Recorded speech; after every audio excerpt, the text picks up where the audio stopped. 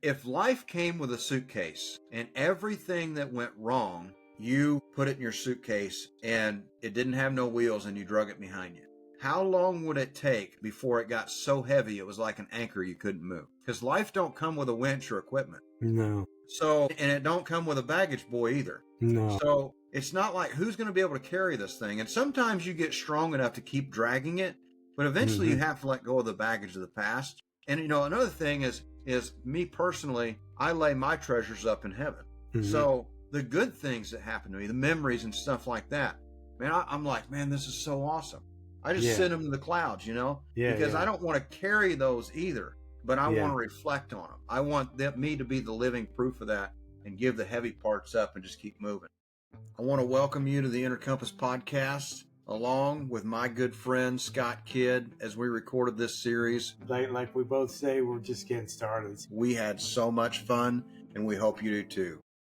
Hello, everyone. Welcome back to the channel. I'm here again with my friend Scott Kidd, and we're recording episode number 5 of the Inner Compass. And today's episode is all about thank God it didn't go as planned. And then letting go of the what ifs and being grateful for the detours. Instead of regretting what didn't happen, this episode, we're going to go into life setbacks, the delays, the wrong turns, what led to the best outcomes are not what we thought about. And from that standpoint, the perspective that we put on ourselves, I would tell you, stop beating yourself up. Scott, let's get into it, buddy.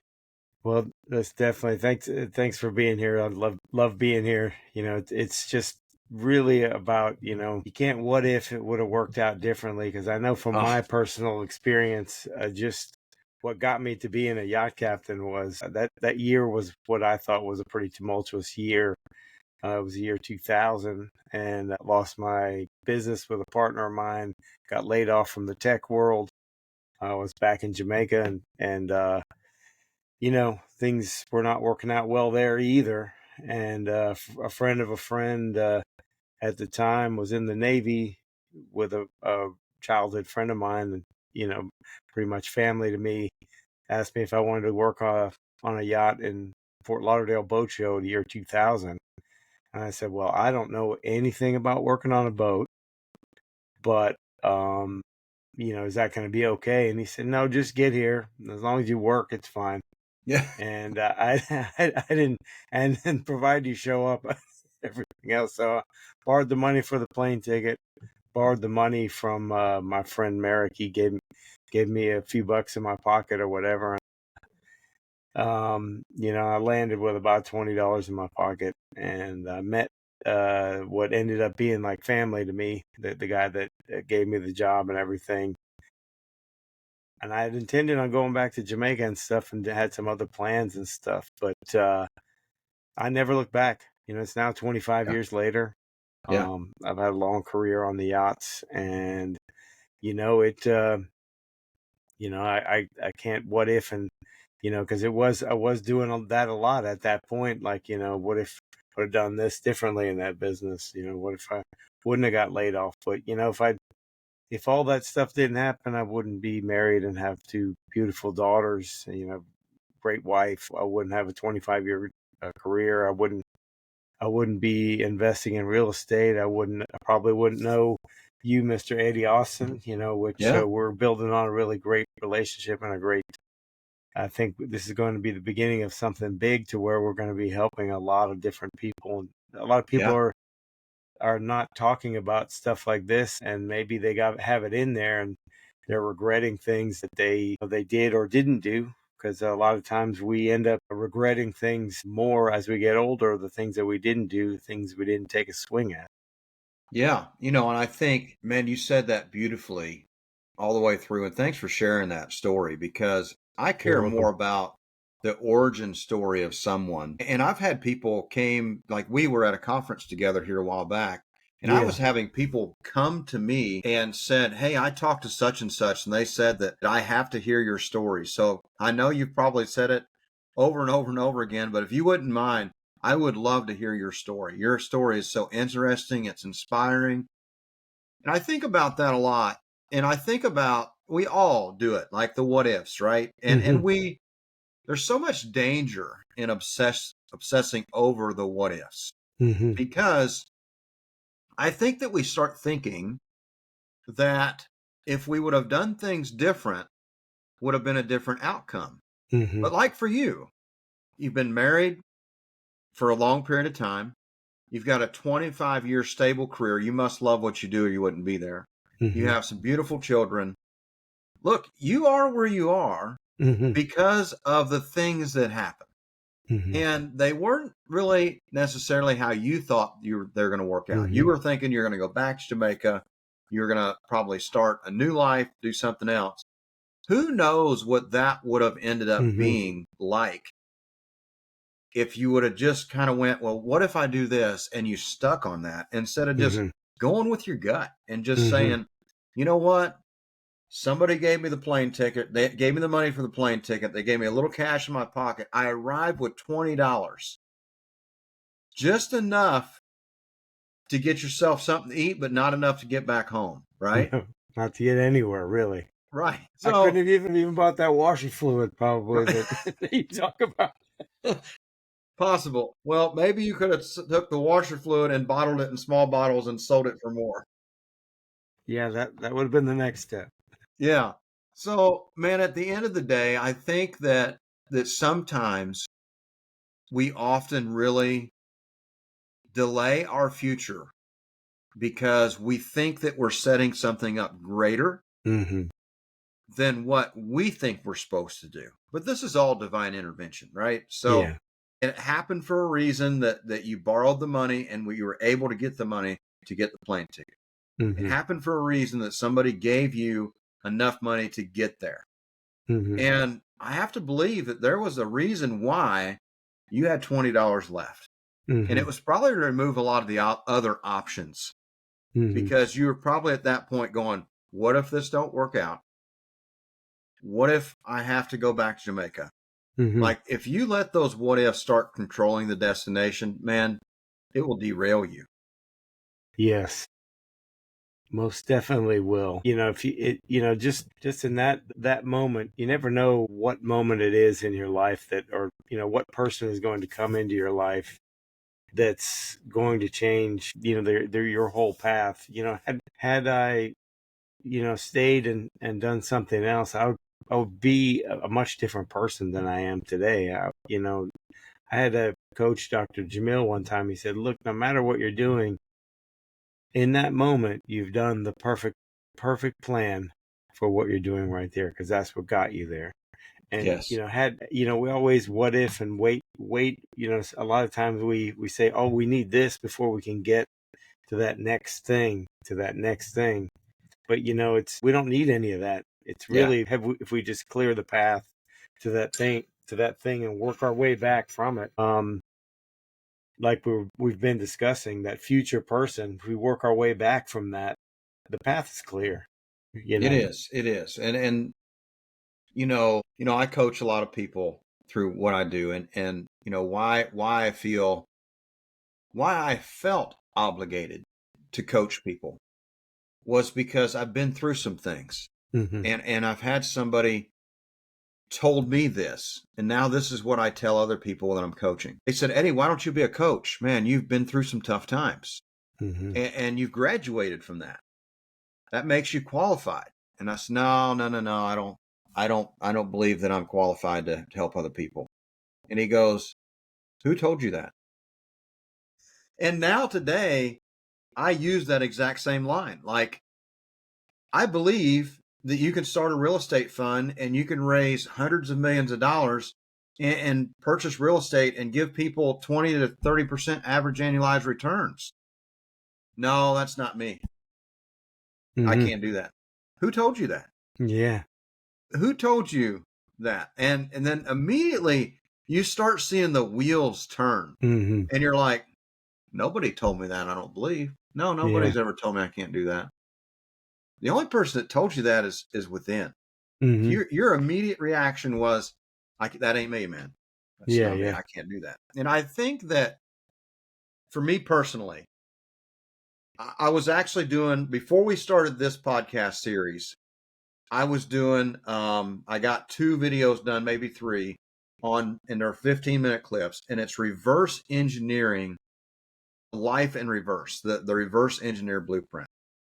And I was recording that, and I got to where I was having troubles to finishing that because I was starting from the very childhood. Mm-hmm. And then when I got to where I believed that I would start making some different decisions, that's where I started getting stopped. Up to the first couple episodes, 3 episodes, it was all about just kind of me as a person and me and my upbringing and the struggles I faced as a child and those things. And then I went to Life Surge with my wife, and John Maxwell got on stage, and I got a whole page full of notes on John Maxwell's speech. And one of the biggest things that resonated with me is why I would not go back and change anything, even the tough parts. Because it was the tough parts that give me the ability to do what I do today. It's the tough parts that taught me my resilience. It's the tough parts that make the things that I think is tough easy. Looking back now, because I look back, I'm like, we came from there. Like, Yeah. we come from back there. Like, that was, Yeah. you remember that? That was, whoa. You know, I didn't know we were going to make it through that one. You know, my wife and I laugh about that. Some of the things that we've been through just in the 12 years we've been married. And we're like, man, that was tough. And I was like, I know, but look what we made it through. And I wouldn't change any of that because it made us who we are today. And it didn't change us negatively. No. It made us more humble. It made us more understanding of different things that can go wrong and how we didn't prepare properly. Yeah. And those are the things today that give me the qualification to say, hey, man, I've been back there. And look, if you're going through heck, don't walk, run. Yeah. Run. Yeah. Don't stay there long. Like, it's hot, man. And, Don't you know, dwell don't on get it. burned. Don't dwell on it. Don't do. That's the thing. And that's it, man. That's, you just said the magic thing is don't dwell on it. Yeah. If it happened to you, it didn't happen to you because you're Scott Kidd or Eddie Austin. It just happened. Yeah. It's going to happen. It's going to happen to anybody. And you know that same coach, Dr. Jamil, he said, look, those things didn't happen to you, they happened for you, because That's it. those are the things that are going to make or break you. And if you hold on to it, it will break you. And I've seen it so many times with a lot of people, and I've done it myself. Like we were discussing a couple episodes back where you were saying you were the guy. Oh man, what's going on, Eddie? Oh man, you know this and that. I told everybody about my problems.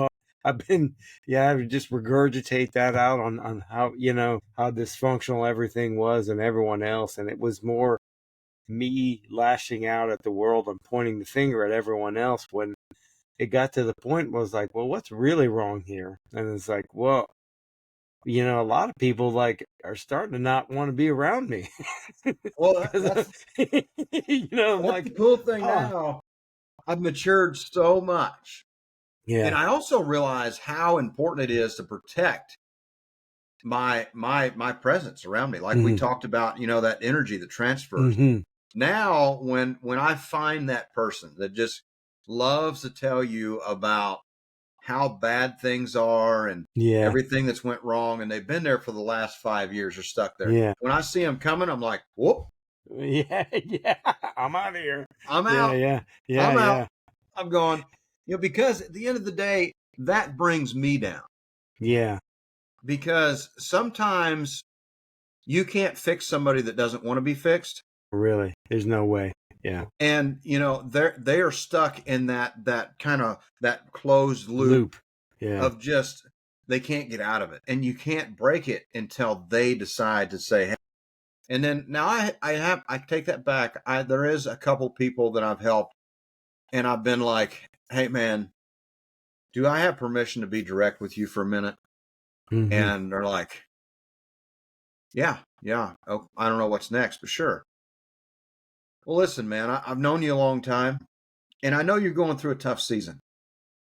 But I think that the words we speak matter, and I think we have the ability, in my opinion, to speak things into existence. Mm-hmm.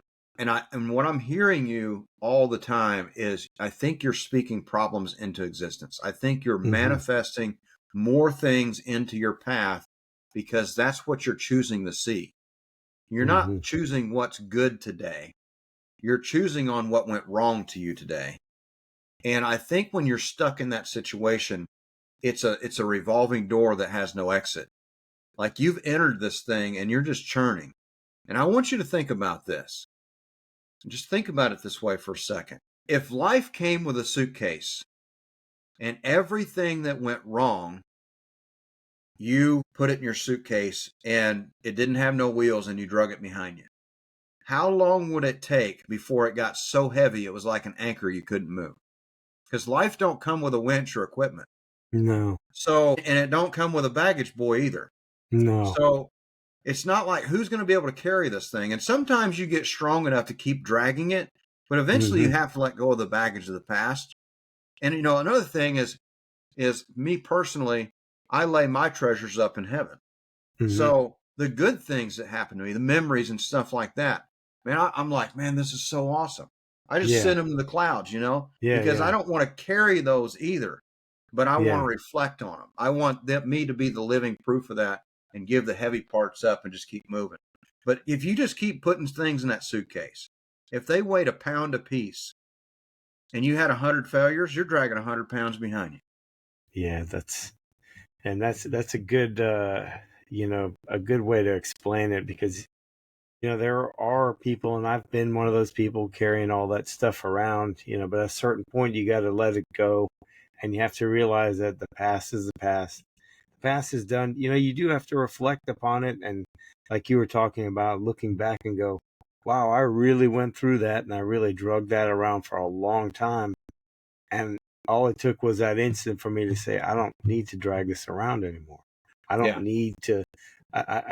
It's not doing me any good or anybody around me. And it goes back to that internal, that internal struggle where if you're dragging those things around and you're the woe is me person, you're going to affect everyone around you. And at a certain point, like I was saying, people like start to like, oh man, you're always complaining about everything, and it starts to be very off-putting and stuff. But when you realize that you can just let it go in an instant, and then every day that you wake up is a blessing that you have the choice to live a life renewed. Like you and I both always say, we're just getting started. This Yeah. is only the beginning because it Yeah. really is. Every moment is every moment that you can be that future you now and just live that life. You just make that choice. It's Well, it's simplification. It is that simple. it is that simple. And I think that if we identify with I've made it, who told you that? Like who told you made it? I don't think the Yeah. man upstairs told you you made it. You said you No. made it. What if you were made for more? What if you were Yeah. made for way more? What if you got to the end of your life and you meet the person you were supposed to be and Mm-hmm. you can't even recognize them because you're so off from where they are? Because the guy that you met at the end of your life that you were supposed to be, he never made it. Mm-hmm. Life was a journey and he just kept on saying, I'm just getting started. I'm just getting started. All right. And you're Yeah. back here going, oh man, I've made it. Yeah. I made it. I'm done. And at that point, your growth has stopped completely. Yeah. And not to get all spiritual here, but the role of faith and trust in the timing, man, at the end of the day, I can't tell you how much it makes a difference. And not to get too deep in the weeds, but I think we're all made for more. Mm-hmm. And I think that we're supposed to just be a happy glow of light, this beacon Mm-hmm. of light that draws people to us and that we help these people. Because I think that some people, they're having trouble turning their light on, Mm-hmm. but they see you or they see me consistently and they're like, man, that guy's always up. Like Mm-hmm. that guy is always just a ball of fire. I Mm-hmm. want what he has. What does he do in his life? Mm-hmm. Well, what I do in my life is I let go of the baggage. Mm-hmm. And the biggest thing I do in life is I'm here to take as many people with me as I can. I'm Same, here same. to just light this world up and leave it a better place than I found it. And you can't do that by walking through life with a frown. You can't Mm-hmm. do that by slamming doors in people's face. You Mm-hmm. can't do that by not giving away your washer fluid. Like you got to be generous in this life, and you got to be the light. You got to light people up.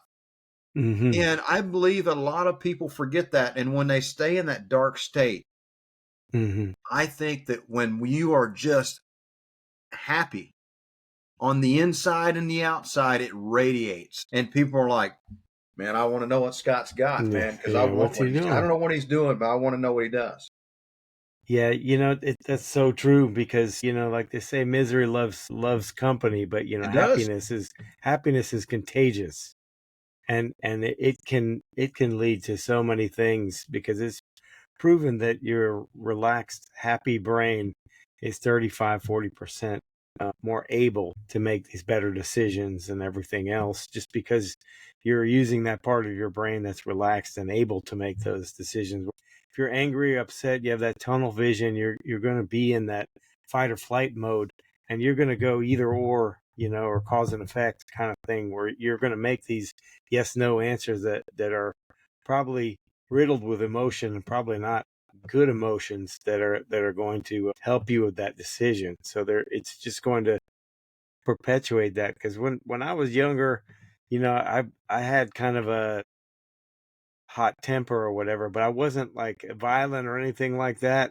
But it led to a lot of self-destructive behavior and poor life choices. That brings back memories. And at a certain point, I was like, you know what? This is not going to work out well for me.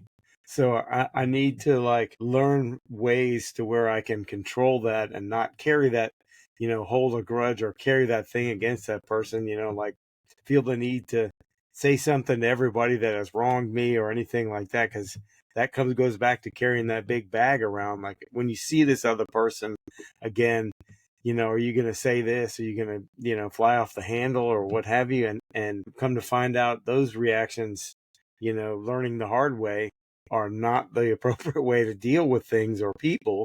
And they lead to a lot of other bad choices and bad things that they're not helpful to anyone.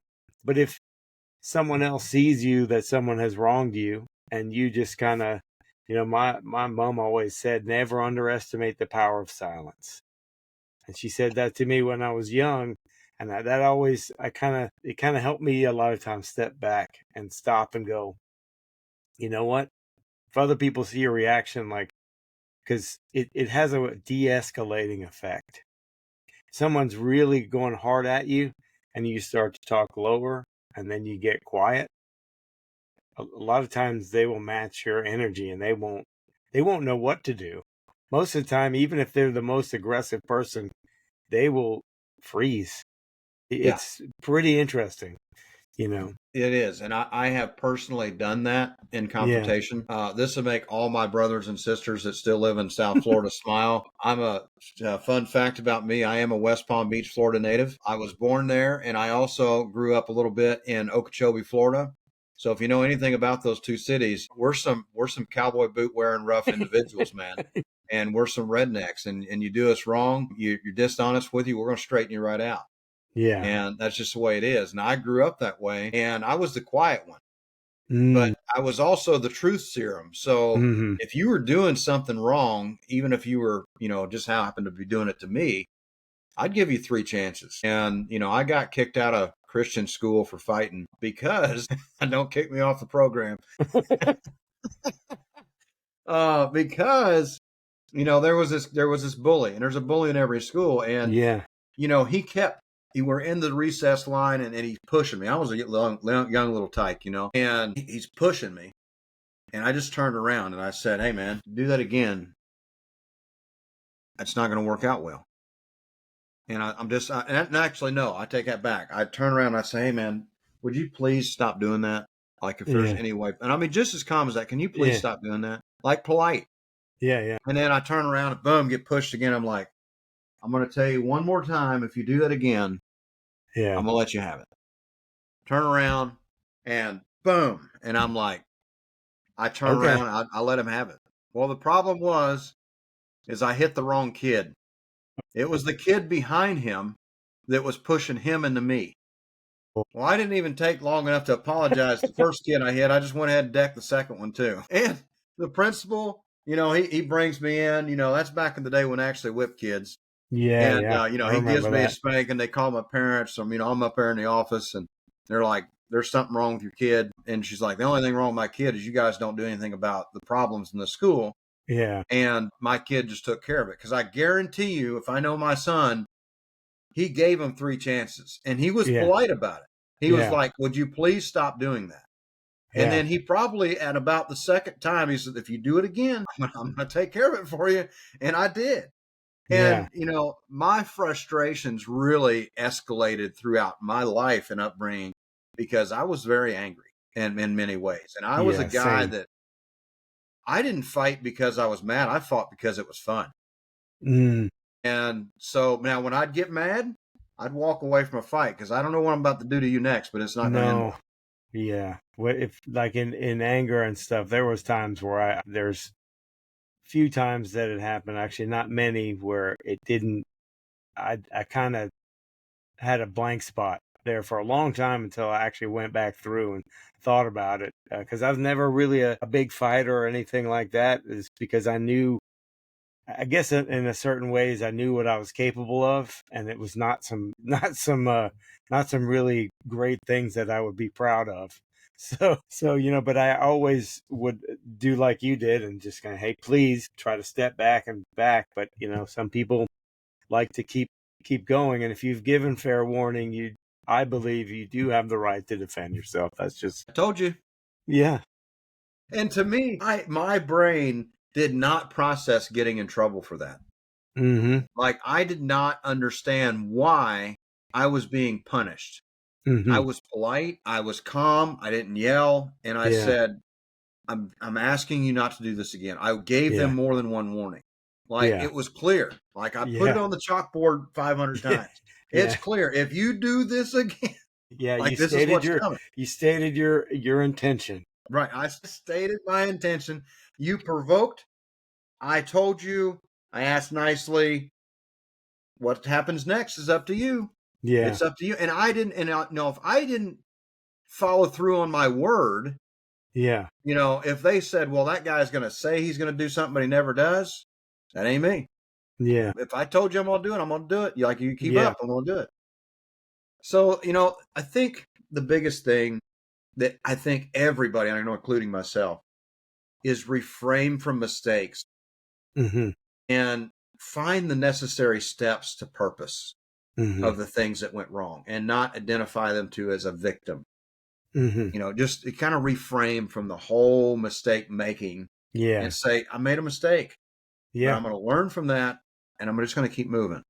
Yeah. And that's goes to like one of those things, like thinking before you're doing, like, hey, is my next action, is this going to serve me? Is this going to serve others around me?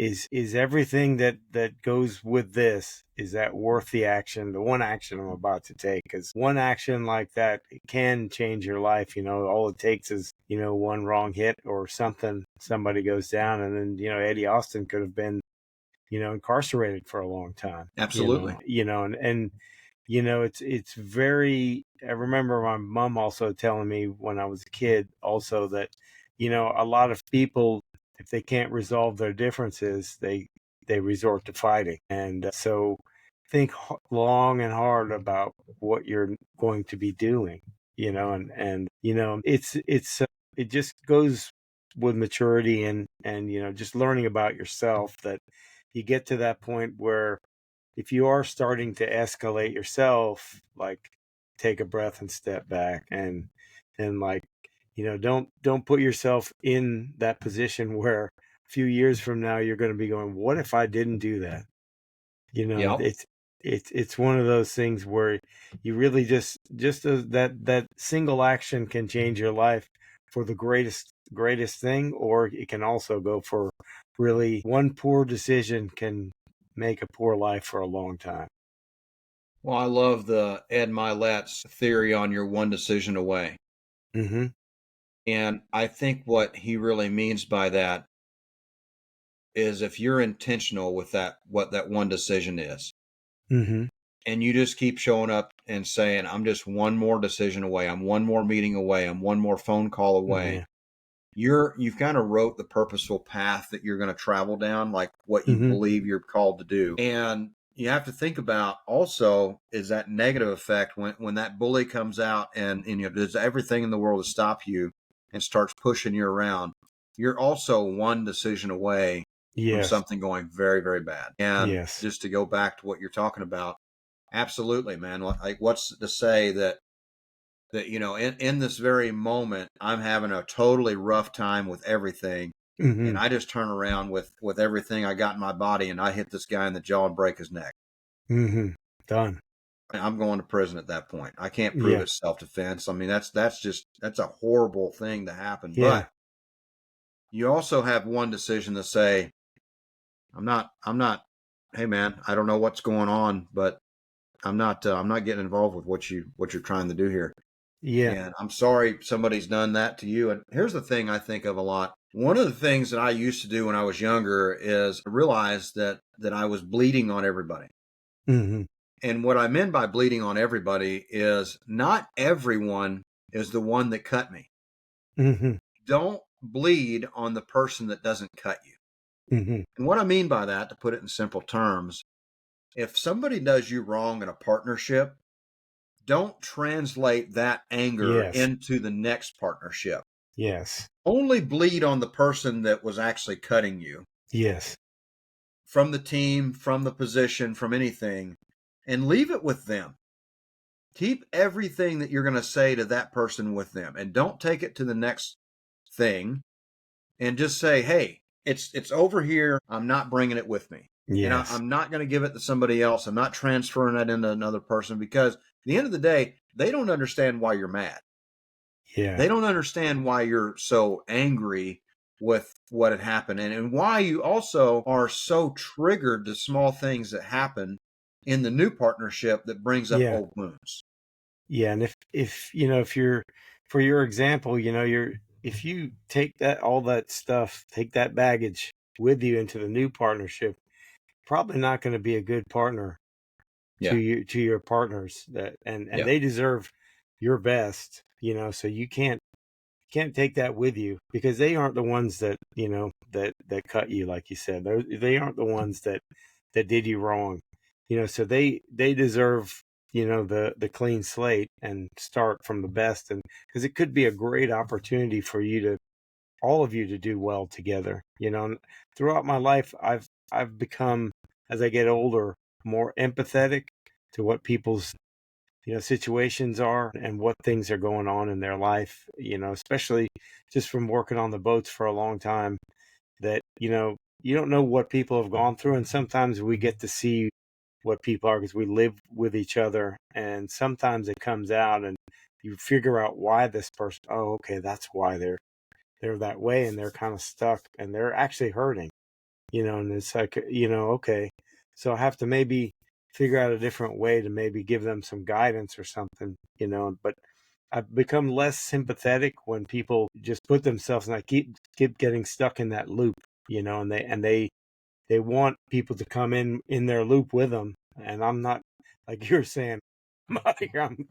I'm out. I'm not riding that roller coaster. Yeah. I'm not riding that roller coaster, Yeah, that's because it. that one is a dangerous place. But when you find people that are hurting, all you can do is offer some assistance. But getting back to what you were saying earlier, some people are stuck there, and they don't know how, or maybe they don't want to get out of it. Well, I Maybe think it's all they know.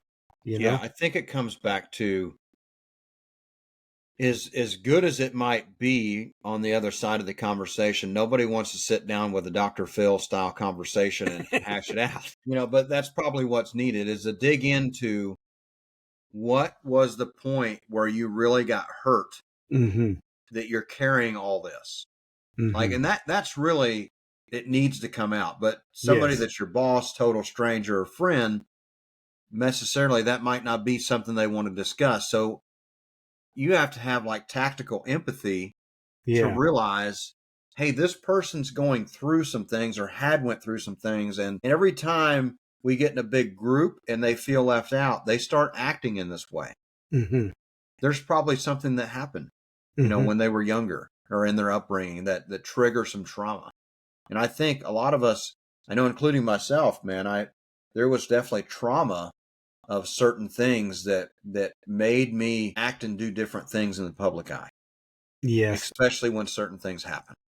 most definitely. We all have our triggering points and stuff. And, my upbringing a lot, it's just kind of the way it was kind of a traditional, very strict upbringing, boys do this, girls do that, that kind of thing. And, you know, men didn't talk, men didn't, you're supposed to be able to do it all on your own. And, you don't need anybody's help. You can do it all. But the older I get, the more I decided, and the more I think about it, the more I need to talk about it, the more I need, because other people need to hear because a lot of people are going through the same things that we are, like the mental game can be crushing and it can be It is. defeating. It And if is. we don't talk about it and reason about it, we won't get past it. We will get stuck in that loop, and if you internalize everything, the stress will, I know in my case, it was probably killing me and getting me, you know, into some certain things where self-destructive behavior and other things that were not helpful to me or anybody around me. So Mm, every opportunity I get, some people say, well, I've seen some of your podcasts and stuff, and you're exactly the same. Like I said, yeah, if somebody wants to hear about me or what you see is what you get, I'm not going to hide from who I am anymore or try to be I can't be anybody else, because when I was young, a lot of people said, well, you're this, you're that, and they were, your dad's from Jamaica, your mom's from America, you're like this, you're like that. And I said, you're like, they would tell me like, oh, you're not Jamaican enough, you're not American enough, blah blah blah, or whatever. And I'd say, you know what? At a certain point, I said, you know what? They don't get to decide who Scott Kidd is. I do. that's right. That's it. And I was getting ready to say, I've been searching for about the last 15 minutes on what episode 6 is going to be. And I think episode 6, in my opinion, and you're the partner here, so you tell me, the stress can either make you or shape you. And it's up to Scott Kidd Yes, to figure it's out up what to you're going you. to do with that. I It's up like to you. that. The it's up to you because it really is, because I found myself in this past year, in the past few years, sometimes like when I start to spiral down and tell, like this isn't going to happen, and it's like, and then if you pause for a second, you're like, well, that's not true. Like, you know, I'm just making up this story in my head. Why not spiral this upward? And like, no, this is going to happen. And then it's funny how it clicks in your brain, like, oh, this guy's not going anywhere. Yeah. He's not going Yeah. to stop. It's Yeah. that David Goggins moment, I guess. Yeah, it is. The guy is not going to stop. People love or hate him, but he won't quit. That's for sure. Yeah, I think it was Les Brown. I love his story, how he got his speaking gig. He was at that, he wanted to be on the radio. And I'm pretty sure this is Les Brown. I could be completely wrong. It's either Les Brown or Jim Rome. I'm pretty sure it's Les Brown. Les Brown wanted that job. He was not qualified. So he went to the local station and he says, hey, do you have any openings? I want to be on the radio. And he said, well, do you have any experience? We don't have any openings. We're not hiring. And the next day he comes back and he goes, hey, I didn't know if, you guys got an Things opening or changed. not. And he goes, no, we did not get an opening. Don't come back here tomorrow.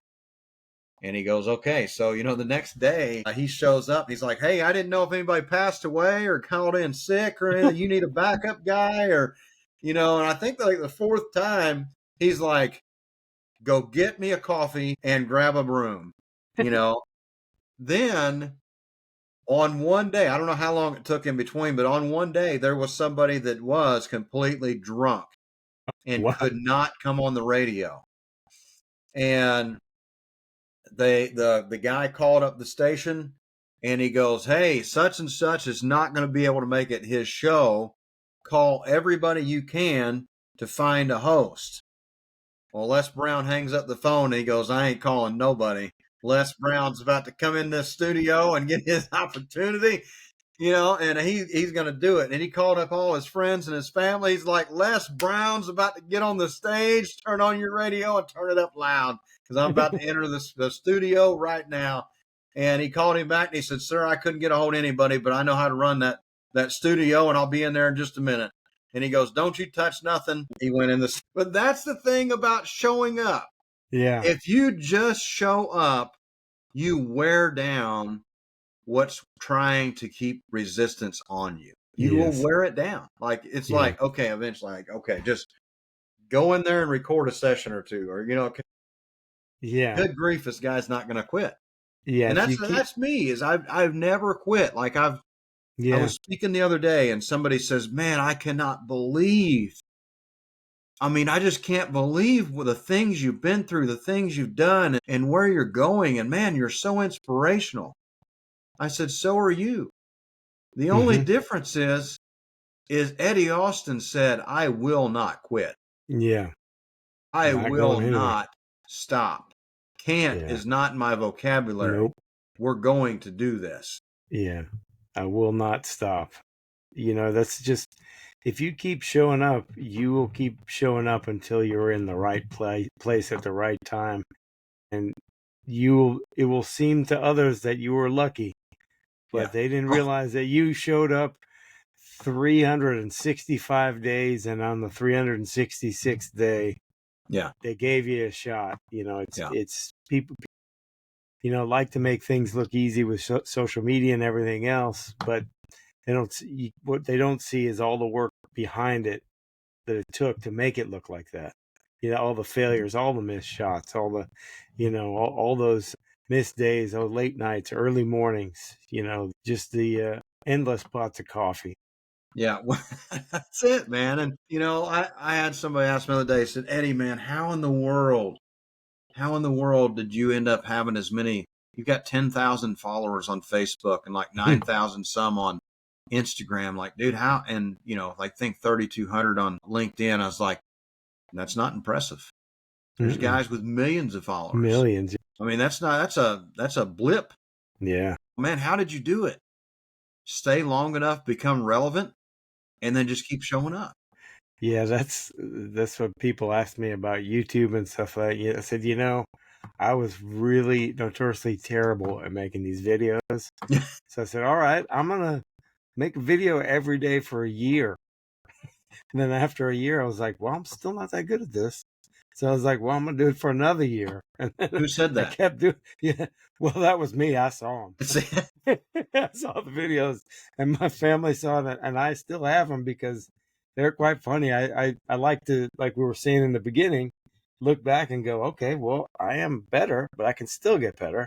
That's it. It's like, okay, so I'm putting the reps in. So, and I like that, like we were talking in one of the last episodes where a couple people have come up to me and said, hey, what you did or what you said, it, made me think about these things. And I was like, well, then, like with yourself, you were saying that too. And I was like, well, then I got to continue doing this, because if it's just one person, and then that's more than enough for me, really. Somebody else secretly will find relevance in what you're doing and perfection way before you will ever recognize it. Because at the end of the day, we think that what we're doing is not relevant. But at some capacity, somebody's watching it and it's feeling very, very relevant. And they needed to hear that. It was made for them. And I think that we often get in our own way and say, I've watched my videos and they're not that good. And somebody else watches your video and go, look at that man. Even though he's not a David Goggins on stage, an Ed Milet on stage, man, he's doing it. Yeah. And he's umming and ahhing and not taking advantage of the pauses and shaking the camera around, but he's doing it. Like, you're inspiring somebody. They may not be telling you that, but you just have to keep doing it because somebody's watching. Everybody's watching all the time. Yeah, I did have somebody say I thought it was courageous, and I said, I never really thought about this, because they said, I don't know how I could ever do that. And I said, well, if Yeah. I can do it, anybody can do it. Anybody can do it. It's proven. That's right. It's proven. Go look at all the really bad videos. Yeah. Well, Scott, man, we could go on for hours. I know we can. know. Man, where can people find you?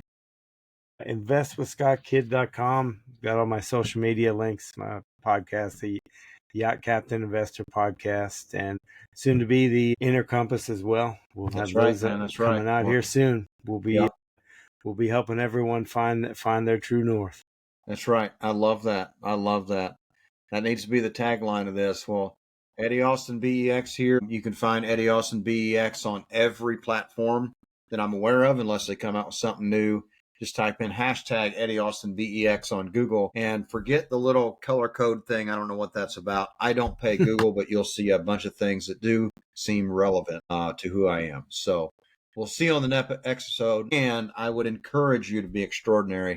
I would be encouraging you to hit the likes button, the subscribe button, and please share this with somebody else. That if this helped you, I know it can help somebody else. So if you know somebody out there that you're like, man, I know that this person would need to hear what these guys just said. That's why we're doing this, because we really want to help you find your true north. We want this to be your inner compass. This podcast is your time to come here and pick up these golden nuggets. And I cannot wait for episode number 6, and we'll see you on the next one. Thank you.